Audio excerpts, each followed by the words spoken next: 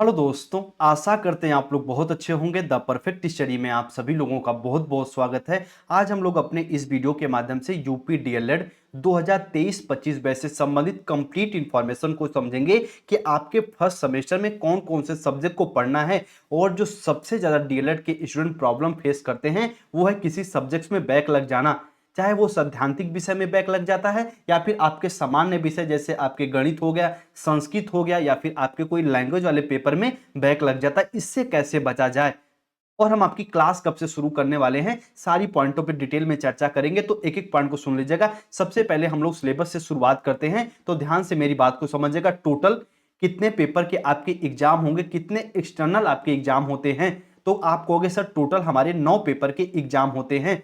ठीक है। और आपकी इंटर्नशिप कितने दिनों की लगती है, तो आप कहोगे सर प्रत्येक सेमेस्टर में आपके 30 दिन की इंटर्नशिप लगती है। ये पॉइंट को याद रखिएगा। अच्छा, पेपर चाहे आपका फर्स्ट सेमेस्टर हो, चाहे आपका सेकेंड हो, चाहे थर्ड या फोर्थ, सब में जो एक्सटर्नल एग्जाम होता है वो टोटल 9 पेपर होते हैं। और प्रत्येक सेमेस्टर में आपके 30-30 दिन की इंटर्नशिप लगती है।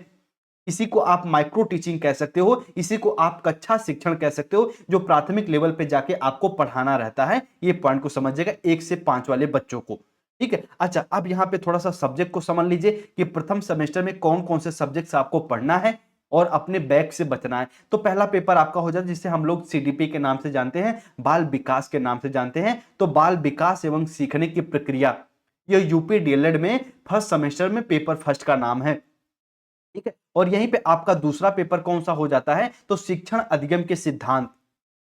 ठीक है। यानी आपके टीचिंग लर्निंग के कितने प्रिंसिपल्स होते हैं, इस पेपर में ये सब पॉइंटों को पढ़ना रहता है। तो दो पेपर, तो इसे आप मनोविज्ञान के सब्जेक्ट कह सकते हो, या एजुकेशन के सब्जेक्ट कह सकते हो, या एजुकेशनल साइकोलॉजी के सब्जेक्ट कह सकते हो, या फिर इसे आप सैद्धांतिक विषय कह सकते हो। तो दो पेपर तो भैया आपको देना है। उसके साथ साथ ये उसके बाद जो पेपर है ये आपके सामान्य विषय में आपको देना था। जैसे उसके बाद आपका पेपर है आपका साइंस हो जाएगा, यानी आपका विज्ञान, फिर गणित हो गया, फिर यहाँ पे सोशल स्टडीज सामाजिक अध्ययन, फिर आपका यहाँ पे एक लैंग्वेज है हिंदी का। उसके बाद इसमें से कोई एक चूज करना है, संस्कृत या उर्दू में से।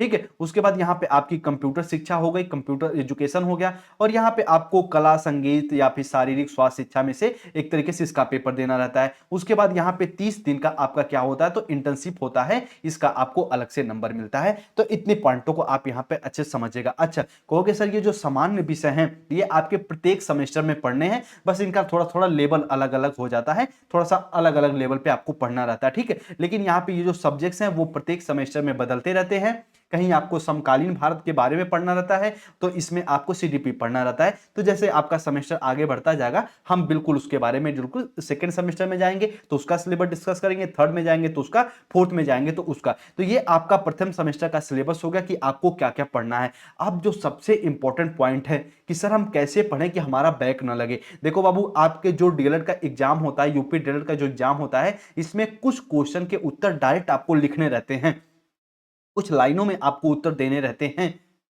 तो वो तभी आप डायरेक्ट उत्तर दे पाओगे जब आपका बिल्कुल क्या क्लियर हो। तो आप कहोगे जब सब बिल्कुल हमारा कॉन्सेप्ट क्लियर हो।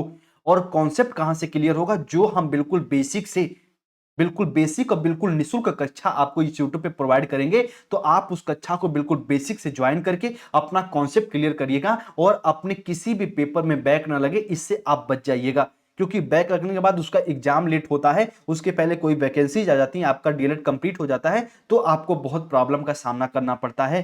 ठीक है। तो कोई बैक ना लगे उसके लिए जो प्रॉपर हम आपको क्लास चलाएंगे, अच्छे से ज्वाइन कर लीजिएगा, आपको कहीं भी किसी प्रकार की समस्या नहीं आएगी।